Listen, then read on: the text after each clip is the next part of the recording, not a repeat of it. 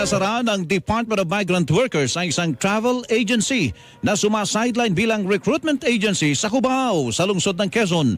Ayon kay Undersecretary Hans Leo Kakdak, Officer in Charge ng DMW, sa website ng naturang travel agency ay nag-aalok ng tour packages pero kalakip umano nito ang alok na trabaho sa ibang bansa.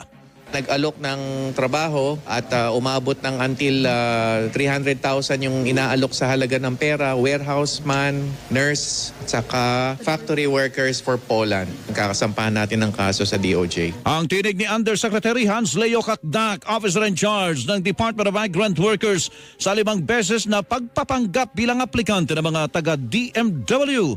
5 beses din silang nirecruit kahit na wala itong lisensya mula sa kagawaran. Hindi man inabutan, tukoy na ng DMW ang may-ari at sasampa ng reklamong syndicated illegal recruitment. Wala pang pahayag ang naturang travel agency ukol dito.